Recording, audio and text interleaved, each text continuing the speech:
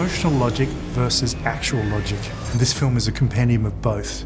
At what point do you say this is going to be a fun movie and it's going to be a movie that's actually has a decent portrayal of life in the Navy?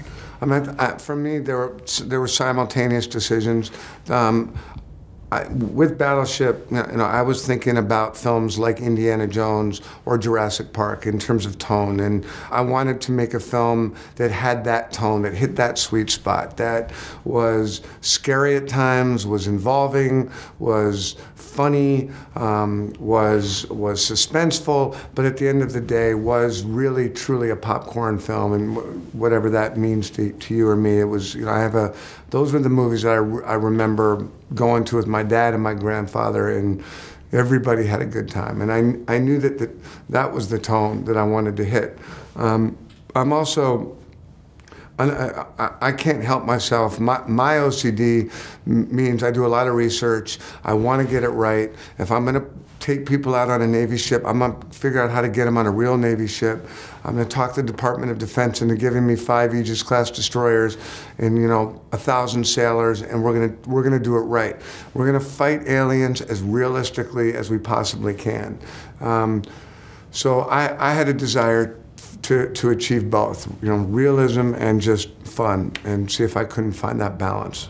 Now, with your father, who's a naval historian, I guess you know the difference between the Missouri and the USS New Jersey.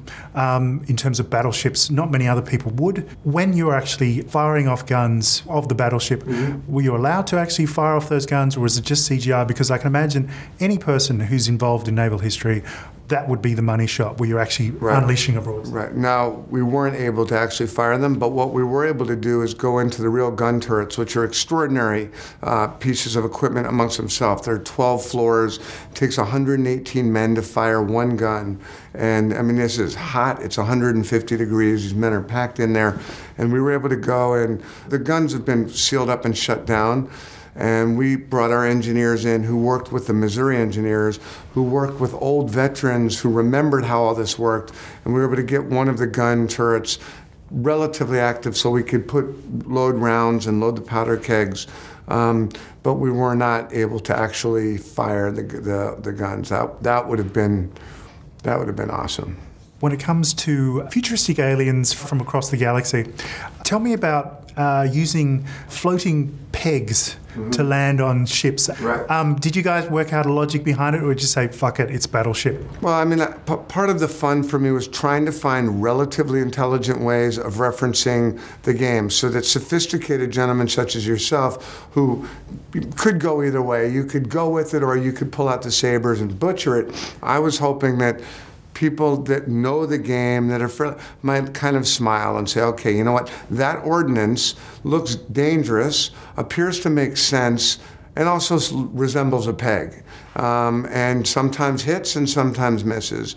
Similarly, we have a sequence in the film where basically our characters play a game of Battleship, trying to figure out where the enemy is, and those were the two big moments where I was determined to try and pay some homage to the game. There was never a mandate from Hasbro, the company that owns Battleship, that you must do this or you must do that. They just wanted us to use the title and make a PG-13 fun summer movie. The rest of the time I was limited by my imagination and nothing else. The next film coming up, absolutely crazy cast. It looks incredible.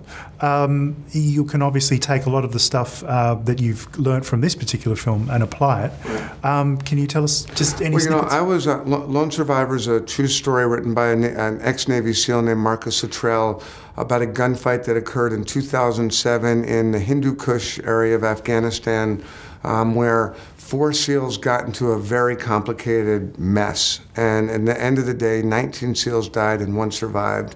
And I was getting ready to go make that film. I spent a month in Iraq with a Navy SEAL team, 15 men up with a platoon, and I got to live with them for a month and go out and watch them operate, and really was accepted by that culture and community, and have a tremendous respect for what they do and how complicated it is to fight battles today where the enemies don't wear uniforms and the rules are completely unclear. And did you ever see a film called Touching the Void? It's a look it feels kind of like that. It's about, four guys who go out to try and accomplish a mission, and all kinds of things, little things start going wrong. And the leader of the group, who Taylor Kitsch is going to play, who died and won the Congressional Medal of Honor, a guy named Mike Murphy, was trying to make the right decisions when there were no right decisions. And it's a fascinating look at how something can get off track. And this story, things get very off track.